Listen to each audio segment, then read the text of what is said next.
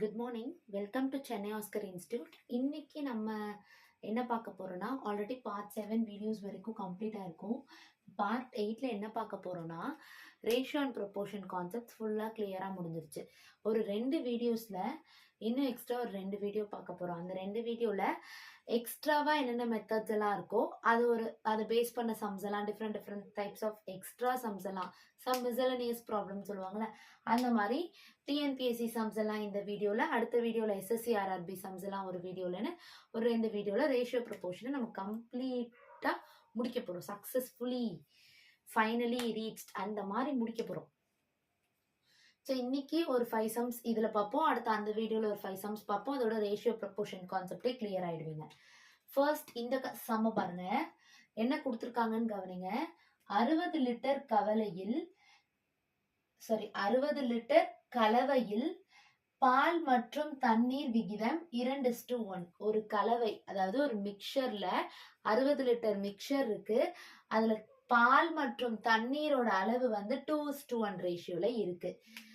இந்த விகிதம் 1:2 இருக்க வேண்டுமெனில் கூடுதலாக சேர்க்கக்கூடிய தண்ணீரின் அளவு என்ன அப்படின்னு கேக்குறாங்க. அதாவது பால் மில்க் 1ஆவும் வாட்டர் வந்து 2ஆவும் இருக்கு ஒரு 60 லிட்டர் கலவையில.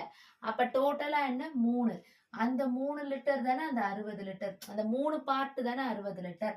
அப்ப ஒரு பார்ட் எவ்வளவுன்னு இதுல இருந்து கண்டுபிடிக்கலாமா? ஆட் பண்ணா இந்த 3 தான் 60. அப்ப மாத்தி எழுதிட்டேனா, இது மாத்த வேண்டிய அமௌண்ட் கரெக்டா? ஸோ இங்க 2, மில்க்ல 2, வாட்டர்ல 1 கரெக்டா? அப்பயும் 3 தான். இந்த 3 பார்ட் தான் என்ன அந்த 60.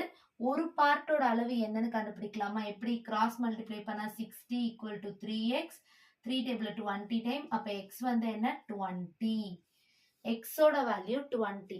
அப்ப மில்க் வந்து 2x, வாட்டர் 1xனா 2 × 20 40, 1 × 20 20. மில்க் 40 லிட்டரும் வாட்டர் 20 லிட்டரும் சேர்ந்த கலவை தான் இந்த 60 லிட்டர் கலவை.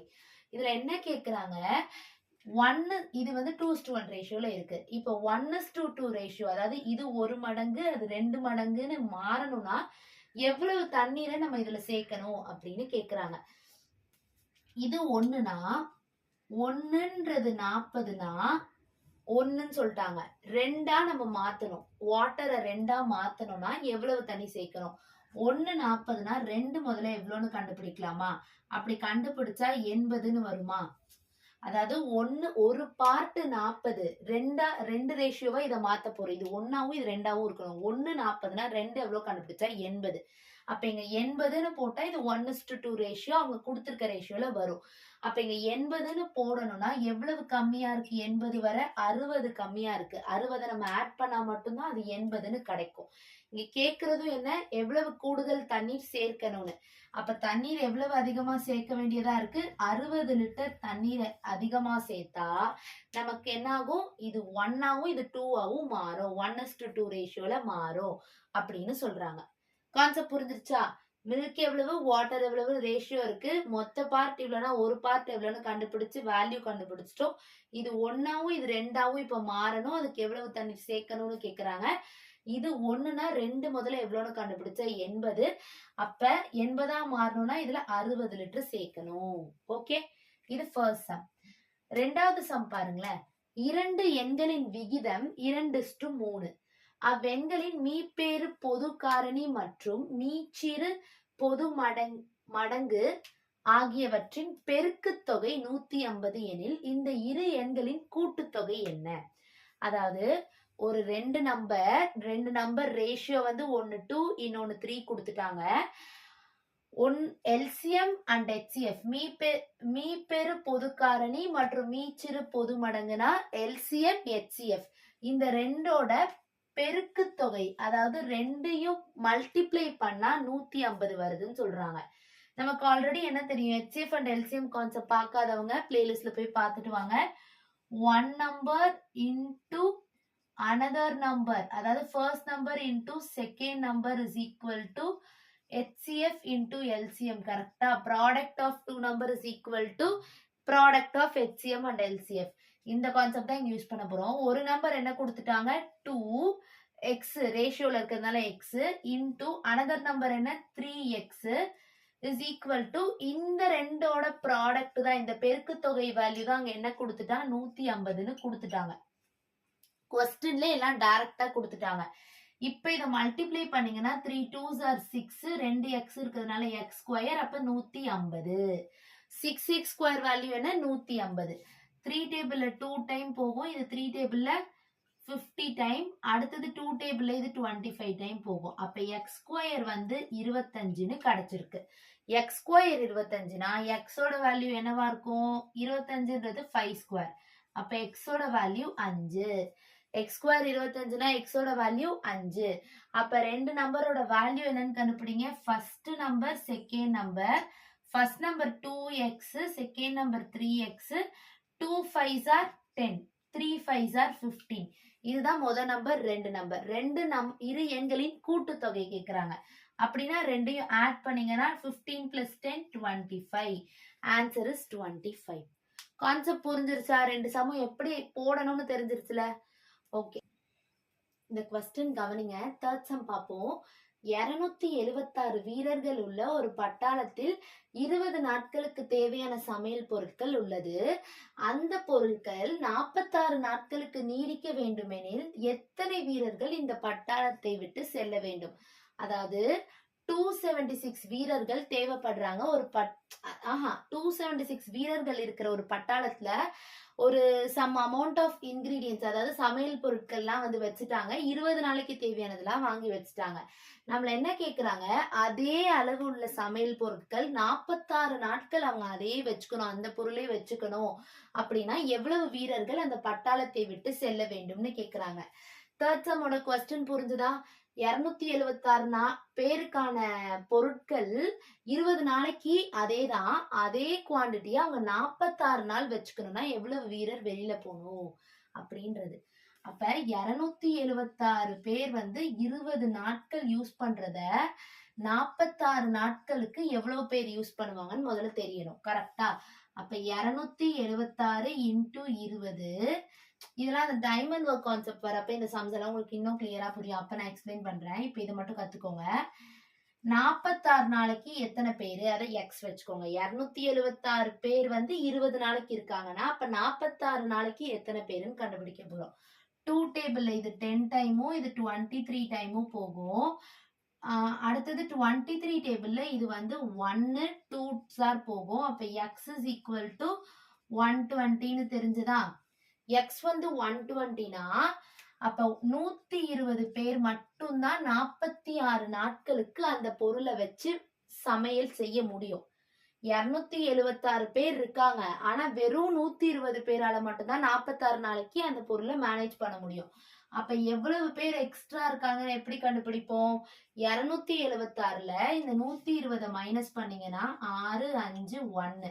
அப்ப 156 வீரர்கள் வந்து எக்ஸ்ட்ராவா இருக்காங்க. புரியுதா? 156 பேர் எக்ஸ்ட்ராவா இருக்காங்க. அவங்க வந்து இந்த பட்டாளத்தை விட்டு சென்றால் 46 நாட்களுக்கு அந்த குவாண்டிட்டி ஆஃப் இன்கிரீடியன்ஸை இவங்க யூஸ் பண்ணுவாங்கன்றதுதான் பதில். ஓகே, என்ன கொடுத்திருக்கான்? 276 பேர் 20 நாளைக்கு சமைச்சாங்கன்னா அந்த பொருளை வச்சு, அதே பொருளை 46 நாளைக்கு வச்சுக்கணும்னா எவ்வளவு பேர் சமைக்கணும்? இதான கொஸ்டின். அப்ப இது ரெண்டும் கிராஸ் மல்டிப்ளைலாம் இல்ல. 276 பேர் 20 நாள்னா 46 பேருக்கு எத்தனை நாள் அப்படின்னு, எத்தனை பேரு 46 நாளைக்கு சமைப்பாங்க அப்படின்றத கண்டுபிடிச்சா 120. ஆனா 276 பேர் நம்ம இதுல இருக்காங்க. 120 பேரால மட்டும் தான் சாப்பிட முடியும்னா மீறி இருக்கிறவங்க தான், எக்ஸ்ட்ரா இருக்கிறவங்க அவங்க எல்லாம் விட்டு செல்ல வேண்டும் இந்த பட்டாளத்தை விட்டு. அதுதான் ஆன்சர். ஓகே, நெக்ஸ்ட் பாருங்களேன். 28 லிட்டர் கலவையில் பாலும் நீரும் 5:2 என்ற அளவில் உள்ளது. ஓகே, இக்கலவையுடன் இக்கலவையுடன்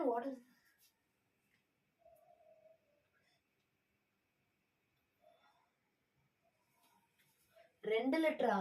இக்கலவையுடன் என்ன கொடுத்திருக்கு? இக்கலவையுடன் 2 லிட்டர் நீரை சேர்த்தால் பால் மற்றும் நீரின் புதிய விகிதம் என்னன்னு கேக்குறாங்க. அதாவது ஒரு 28 லிட்டர் மிக்சர், கரெக்டா?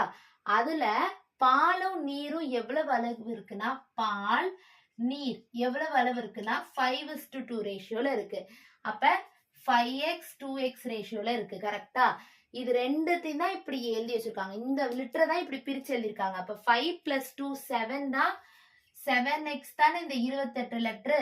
அப்ப ஒரு பார்ட் எவ்வளவுன்னு கண்டுபிடிக்கலாமா? 7 பார்ட் 28னா ஒரு பார்ட் என்னன்னு கண்டுபிடிச்சீங்கன்னா கிராஸ் மல்டிப்ளை பண்ணா 7 4s are 28. ஸோ x வந்து 4. அப்ப 5 × 4 20, 2 × 4 8. பாலோட அளவு 20, நீரோட அளவு 8 அப்படின்னு நமக்கு கிடைச்சிருச்சு. இப்ப என்ன சொல்றாங்க, இக்கலவையில வந்து 2 லிட்டர் நீரை சேர்க்க போறாங்க. அதாவது நீர் ஆல்ரெடி 8 லிட்டர் இருக்கு. இப்போ ஒரு 2 சேர்ந்தா 10 லிட்டரா மாறும். இது அதே 20 லிட்டரா தான் இருக்கும். இப்படி மாறின பிறகு பால் மற்றும் நீரின் புதிய விகிதம், அதாவது இதுதான் புதுசா இப்ப இருக்கக்கூடியது, அதோட விகிதம் கேட்டா 2:1 தானே புதிய விகிதம். அவ்வளவுதான் ஆன்சர். புரியுதா என்ன எழுதியிருக்கேன்? 28 லிட்டர் மிக்சரை இப்படி ஸ்பிளிட் பண்ணா ஒரு பார்ட் எவ்வளோன்னு கண்டுபிடிச்சு ரெண்டோட வேல்யூ கண்டுபிடிச்சோம். இதுல எக்ஸ்ட்ராவா 2 லிட்டர் ஆட் பண்றதுனால புதிய ரேஷியோ என்னன்னு கேட்டாங்க, 2:1. ஓகே, கிளியரா? ஓகே, நெக்ஸ்ட் சம்ஸ் பார்க்கலாமா? 5th சம் என்னன்னா, P மற்றும் Q இன் தற்போதைய வயதுகளின் விகிதம் 2:3. அதாவது இப்ப அவங்களோட வயதோட விகிதம் என்ன இருக்கு? 2:3 இருக்கு. மேலும் அவர்கள் வயதுகளின் வித்தியாசம் 8 ஆண்டுகளெனில் P இன் தற்போதைய வயது ஆண்டுகள் என்ன? அதாவது P மற்றும் Q இன் தற்போதைய வயதுகளின் விகிதம், அதாவது Pக்கும் Qக்கும் இப்ப இருக்க ஏஜ் ரேஷியோ வந்து 2:3. மேலும் அவர்கள் வயதுகளின் வித்தியாசம் 8 ஆண்டுகள் எனில், அதாவது இவங்க 2 பேருக்கு உள்ள வித்தியாசம் வந்து 8 ஆண்டுகள்னா பியோட தற்போதைய வயது என்ன அப்படின்னு கேக்குறாங்க. இதோட வித்தியாசம் என்ன? 3க்கும் 2க்கும் வித்தியாசம் 1 தானே. 2x 3xனா ஒரு x தான் வந்து அந்த வித்தியாசம் தான் அவங்க என்னன்னு கொடுத்திருக்காங்க, 8 ஆண்டுகள் கொடுத்திருக்காங்க. இங்க என்ன வித்தியாசம் இருக்கு? 1x. அப்ப அதுதானே 8ஆ இருக்க முடியும். அப்ப எக்ஸோட வேல்யூ 8ன்னு இதுல இருந்து டைரக்டாவே எழுதிடலாம். அப்ப 8னா 8 2s are 16, 3 8s are 24. பியோட வயசு 16, கியூவோட வயசு 24. பியின் தற்போதைய வயதுகள் என்னன்னு கேட்டா அப்ப 16 தான் ஆன்சர். கான்செப்ட் புரிஞ்சுதா? பி மற்றும் கியூவோட தற்போதைய வயதோட விகிதம் என்னன்னு கொடுத்துட்டாங்க. அதோட டிஃபரன்ஸ் வந்து எக்ஸ், அதுதான் என்னன்னு கொடுத்துருக்கா, வித்தியாசம் 8 ஆண்டுகள். அப்ப எக்ஸ் 8னா இது 16, இது 24 ஆயிடுச்சு. பியோட தற்போதைய வயது அப்ப 16. ஓகே, நெக்ஸ்ட் 6th சம் பாருங்க. 3 எண்களின் விகிதம் 3:4:5. அவ்வெண்களின் மீசிமா 2400. அதாவது எல்சிஎம் வந்து 2400. அந்த 3 நம்பர் வந்து இந்த ரேஷியோல இருக்கு. இப்ப மீ போ வா அப்படின்னா என்னன்னா HCF, அதோட HCF என்ன அப்படின்னு கேக்குறாங்க. மீசிமா எல்சிஎம் கொடுத்துட்டு HCF என்னன்னு கேக்குறாங்க. இப்ப இந்த 3 நம்பர் தான், இதுதானே 3 number. First number, second number, third number வந்து 3 4 5. இதுதான் 3 நம்பர் கரெக்டா? அதாவது 3x 4x 5x. இதோட நார்மல் எல்சிஎம் என்னன்னு முதல்ல செக் பண்ணுங்க. எல்சிஎம் என்ன? எல்லாமே பிரைம் நம்பர். சோ பிரைம் நம்பருக்கு எல்சிஎம் என்னவா இருக்கும்? ப்ராடக்ட் ஆஃப் த நம்பர் தான் LCM. 3 4s are 12, 12 5s are 60.